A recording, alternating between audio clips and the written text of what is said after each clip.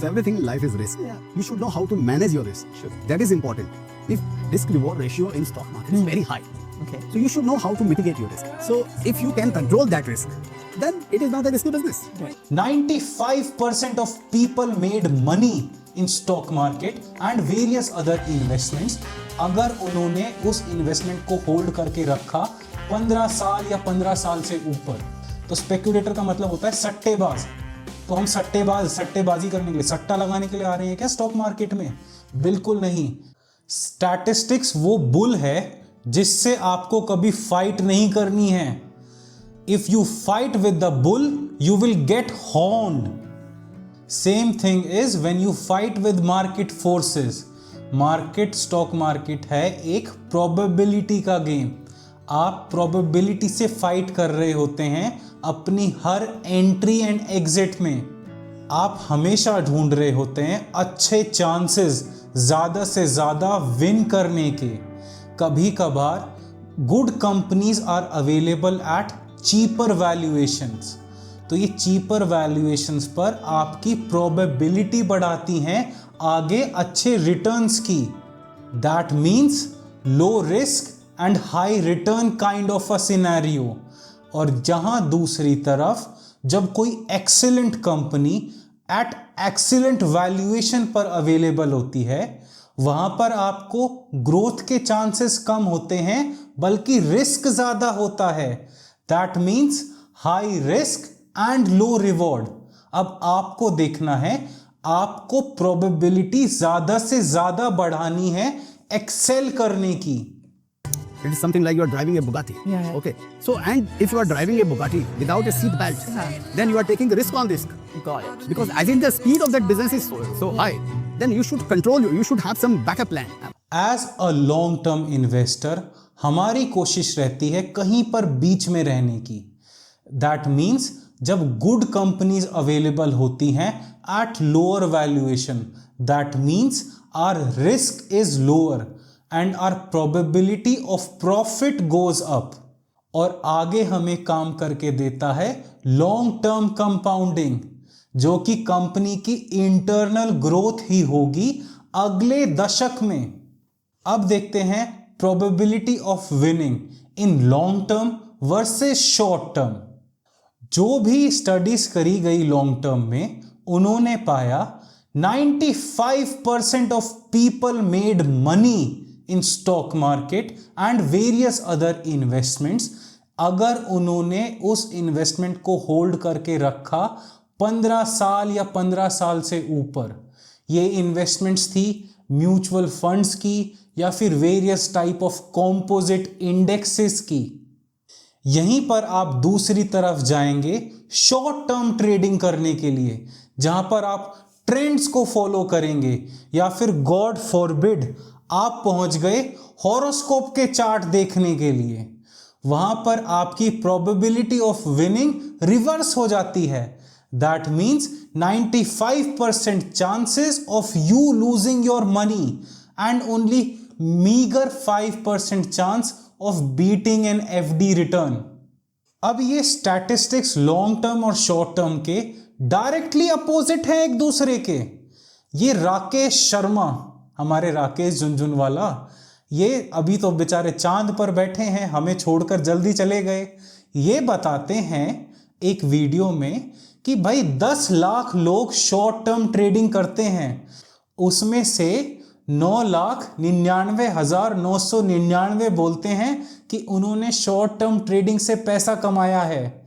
पर राकेश झुनझुनवाला जी को पता है कि 9,99,999 लोग झूठ बोल रहे हैं। You have to be 1 in a million to make money doing short term trading.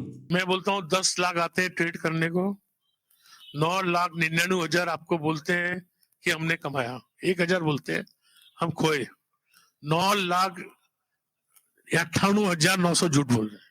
जब मैं छोटा था तब मेरी पड़ोस की दादी कहती थी कि मेरा पोता तो लाखों में एक है। तब मेरी खुद की दादी जाकर कहती थी तेरा लाखों में एक है, मेरे वाला तो 10 लाख में एक है। पर जैसे जैसे मैं बड़ा हुआ मैंने कोई कोशिश थोड़ी ना करी लोगों के पास जाकर ट्राई करने की कि भाई मैं 10 लाख में एक हूं, मेरे आगे बैठो, मेरे आगे झुको, मैं शॉर्ट टर्म ट्रेडिंग में जाऊंगा। That you crave subjugation. Why should I take chance? मैंने सोचा कि क्यों ना लंबा रास्ता लेकर पहुंचा जाए। इससे क्या है, मेरी प्रोबेबिलिटी ऑफ प्रॉफिट बढ़ जाएगी ऑलमोस्ट 95%। और क्या पता मैं 1 in a million ही हूं लास्ट में जाकर, क्योंकि ज्यादातर लोग लॉन्ग टर्म वेल्थ क्रिएशन में होल्ड नहीं कर पाते।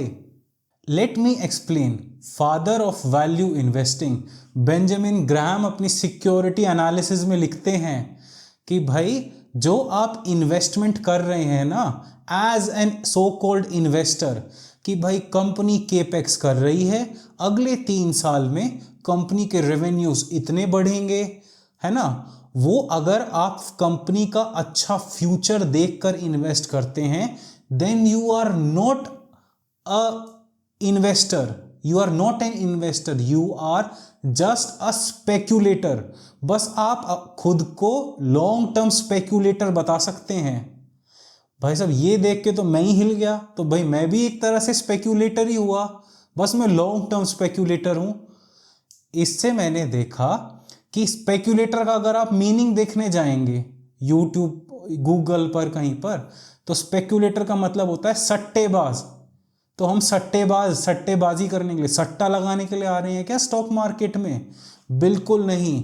तो हमें कोशिश करनी है as an investor stock market में आने की। भाई बेंजामिन ग्राहम के हिसाब से तो असली इन्वेस्टर सिर्फ वो होता है जो कंपनीज के पास्ट को देखकर, कंपनी की परफॉर्मेंसेस को देखकर, कंपनीज को की अच्छी वैल्यूएशन मिलने पर कंपनीज में इन्वेस्ट करता है। ये देखकर नहीं कि फ्यूचर में ग्रोथ कितनी होगी, बिल्कुल नहीं। वो आज देखता है कि मैनेजमेंट अच्छी है, रिस्पॉन्सिबल है, मैनेजमेंट अपना पैसा कहीं खोएगी नहीं, और मैनेजमेंट क्या है, इन्फ्लेशन को बीट कर पाई है अभी तक और आगे भी बीट कर पाएगी। वो कभी भी इन्वेस्टर इसलिए इन्वेस्ट नहीं करता कि भाई केपेक्स इतना करा है, कंपनी 50% ग्रोथ दिखाएगी अगले क्वार्टर में, अगले साल वो 100% ग्रोथ दिखाएगी। नहीं, these are so called speculators. Benjamin Graham के टाइम 1920-30s में तो बेंजामिन ग्राहम ये बताते हैं असली इन्वेस्टर तो उस टाइम पर वो होते थे जो बॉन्ड्स में इन्वेस्ट करते थे, फिक्स्ड इंस्ट्रूमेंट में देखकर कि कौन से फिक्स्ड इंस्ट्रूमेंट अच्छे हैं। बाकी जो भी स्टॉक्स खरीदते थे ना 1930s में, उन सब को स्पेक्यूलेटर कहा जाता था। दे वर ऑल सट्टेबाज। Let's try to find a way out of that. मुझे अपने माथे पर से ये सट्टेबाजी का लेबल हटाना है। अब मैं कैसे हटाऊंगा? मैं कोशिश करूंगा कंपनीज को ढूंढने की जो companies bottom of their cycle पे होंगी, जिन कंपनीज की मैनेजमेंट तो अच्छी है, मैनेजमेंट ऑनेस्ट है, बस वो किसी स्कैंडल से, किसी ट्रबलिंग टाइम से गुजर रही हैं। जैसे कि अगर कोई अच्छी company with a good management salad oil scandal से गुजर रही है अमेरिकन एक्सप्रेस की तरह, तो मैं देखूंगा क्या कंपनी भरोसे की है, क्या कंपनी इस स्कैंडल से उभर सकती है, क्या कंपनी मुझे इतनी चीप वैल्यूएशन पर मिल रही है, तब मैं खुद को एज एन इन्वेस्टर कहलाऊंगा। फिर मैं देखूंगा एक कंपनी जो लीडरशिप में डरी हुई है कि भाई लीडरशिप चेंज हो रही है एप्पल की तरह, कि भाई अब आगे फ्यूचर में कौन लेके जाएगा, कौन इनोवेशन लाएगा एप्पल में। तब मैं देखूंगा लीडरशिप के टकराव के चलते हुए कंपनी की वैल्यूएशन इतने डबल डिजिट मतलब सिंगल डिजिट मल्टीपल पर 9 और 10 PE पर भी अवेलेबल है। फिर मैं देखूंगा यार मुझे भरोसा है जो नया CEO आया है एप्पल का, टिम कुक, ये कुछ कर सकता है, ये टीम को रैली करेगा अपने साथ और एप्पल एज अ ब्रांड चलेगा। तब मैं उसमें इन्वेस्ट करूंगा ताकि जो कंपनी अभी कमा रही है मेरे लिए वही बहुत है। या तो मैं डिविडेंड से पैसे कमा लूंगा या फिर कंपनी इन्फ्लेशन को तो बीट करती हुई चली जाएगी on its own brand power. That will be investment for me. या फिर कोका कोला की तरह कोई कंपनी अपने बेकार बिजनेस में, जैसे श्रिम्प बिजनेसेस में घुसी हुई है, वो उनसे निकलने की कोशिश कर रही है और अपने सारी प्रोडक्शन कैपेसिटी को स्ट्रीमलाइन करने की, कि सिर्फ ये soda bottle flavoured drinks business में ही फोकस करने की कोशिश कर रही है। तो अगर हमारी कंपनी अपने आप को स्ट्रीमलाइन करने की कोशिश करेगी ताकि वो अपनी ग्रोथ पर फोकस कर सके, हमें ये नहीं पता अभी तक ग्रोथ कितनी आएगी, कंपनी बस फोकस कर रही है ग्रोथ की तरफ और अपने बेकार बिजनेसेस को हटा रही है, तब मैं कोक में इन्वेस्ट करूंगा। इसलिए नहीं कि फ्यूचर अच्छा है, इसलिए कि वो अपना प्रेजेंट साफ कर रही है, डीक्लटरिंग प्रोसेस चल रही है। तो उसको अगर मैं ये सब चीज़ें फॉलो कर पाऊंगा तब मैं अपनी इन्वेस्टमेंट्स को इन्वेस्टमेंट्स कहूँगा, नहीं तो मैं भी स्पेक्यूलेटर कहलाऊंगा, जो मैं नहीं चाहता। इसलिए मैं कोशिश करूँगा कि मैं एक कंपनी के इंडस्ट्री सेटअप के ऊपर फोकस करके ही उसको बाय ना करूं। मैं ये भी देखूं कि कंपनी का वैल्यूएशन क्या चल रहा है, कंपनी की ऑनेस्ट मैनेजमेंट है कि नहीं, और कि मैं खुद को चेक करूंगा कि मैं स्पेक्यूलेशन तो नहीं कर रहा सिर्फ 1 या 2 इवेंट के चलते हुए। मैं मार्जिन ऑफ सेफ्टी देखूंगा कि जो कंपनी बैटर्ड डाउन हो चुकी है वो अभी जो नेशन की सेफेस्ट अर्निंग यील्ड है ना बॉन्ड की, उससे कितने सेफ डिस्टेंस पर मिल रही है, तब मैं उस कंपनी में इन्वेस्ट करूंगा, तब मैं खुद को इन्वेस्टर कहलाऊंगा। इन द एंड मैं यही कहना चाहूंगा, speculation is equal to bad, short term is equal to very bad, investing is equal to good and long term hold is equal to very good.